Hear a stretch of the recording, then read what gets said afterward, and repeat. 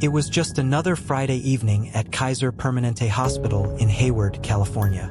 May 27, 2011. The shift was nearly over, and 26-year-old nursing student Michelle Lu stepped away for a moment. Just a quick trip to her car. She'd done it 100 times before, but this time she wouldn't return. Minutes ticked by, then hours.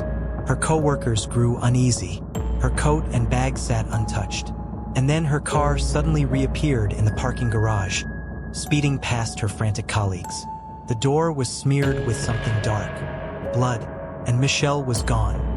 What began as a desperate search for a missing woman would unravel a nightmare of obsession, jealousy, and cold-blooded revenge. Because the person who took Michelle wasn't a stranger. She was someone Michelle had once trusted, a friend who'd sworn to destroy her. Michelle Lu wasn't just a nursing student. She was a daughter, a sister, a role model. Growing up in a tight-knit family in the Bay Area, Michelle was the kind of person who put others first. After her mother, a nurse herself, passed away, Michelle made a promise. She would finish what her mom started, and she was so close, just 6 months away from graduating top of her class at Samuel Merritt University. By all accounts, Michelle was where she was meant to be, caring for newborns in the maternity ward, studying late into the night, texting her brother about weekend plans. But beneath the surface of this ordinary Friday, something was terribly wrong. May 27, 2011. Michelle's shift at Kaiser Permanente was almost over. Around 6:55 p.m., she told her supervisor she was running to her car, just for a minute. Surveillance footage shows her walking into the third-floor parking garage, her white Honda SUV parked in its usual spot. But then, she pauses. Was there someone there? Did she hear a voice? The footage is grainy, but what happens next is chilling. Michelle's car suddenly speeds out of the garage, with her inside, or worse, with someone else behind the wheel. Back inside the hospital, her co-workers grew uneasy. Michelle's purse, her phone, even her coat were still in the staff room. She hadn't signed out. She hadn't said goodbye. This wasn't just unusual, it was unthinkable. Michelle always followed the rules. She always checked in. Within hours, her car would reappear in that same garage, screeching to a halt before speeding away again. This time, there were stains on the door, and when police tested them, the results were undeniable. It was Michelle's blood. Then came the texts. Messages sent from Michelle's phone to her friends and family claiming she was fine, that her phone had glitched. But the words felt off. The grammar was wrong. The tone was cold. Whoever had Michelle's phone wasn't Michelle. And if they had her phone, where was she? She was the glue of our family. After our mom died, Michelle stepped up. She taught me to drive, helped with homework, protected us. And then she was just gone.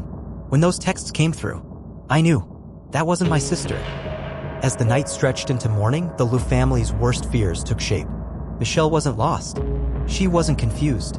Someone had taken her, and the clues were pointing to a betrayal so personal it would shatter everyone who knew her. As investigators pieced together Michelle's final hours, one name kept surfacing: Giselle Esteban. On paper, Giselle was Michelle's childhood friend, a woman who'd once called her a sister. But in reality, Giselle had become something far more dangerous. A woman consumed by delusion, convinced Michelle had stolen the man she loved. That man was Scott Marasigan, Giselle's ex-boyfriend and the father of her child.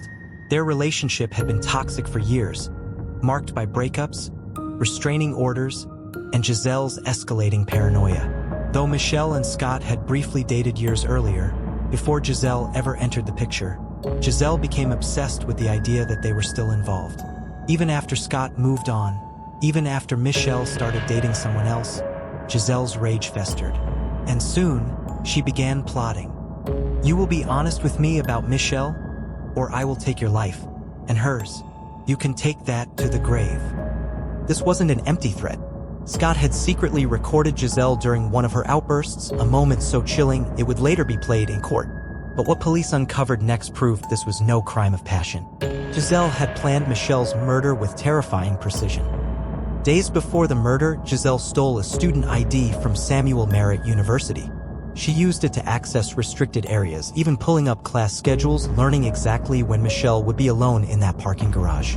Her internet search history read like a killer's checklist: how to induce a heart attack without traces, potassium chloride effects, how to disappear someone. And then, on May 26th, the night before the murder, security cameras caught her lurking near Michelle's classroom, dressed in a lab coat as if rehearsing the act. But the most damning evidence? Michelle's blood on Giselle's shoes, her DNA on the steering wheel of Michelle's abandoned car.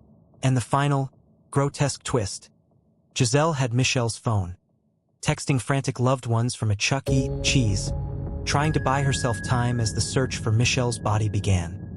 I tried to warn people. She'd show up at my house in the middle of the night, just staring. When I got full custody of our daughter, something in her snapped. But I never thought she'd pauses. I never thought she'd take Michelle. Giselle Esteban wasn't just a jealous ex. She was a predator who studied her victim, infiltrated her world, and waited in the shadows of that garage. And by the time Michelle realized what was happening, it was already too late. For weeks, the search for Michelle consumed Hayward.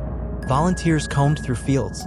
Her face stared back from every news broadcast. And all the while, Giselle Esteban played innocent, but the evidence was closing in.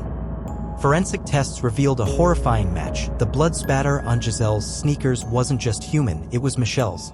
Her DNA was smeared on the steering wheel of Michelle's abandoned Honda. And then came the digital trail. Just hours after Michelle vanished, surveillance cameras caught Giselle at an Apple store, desperate to unlock Michelle's phone. She told the technician her daughter had accidentally locked it, but the device in her hand belonged to a woman who'd already been reported missing.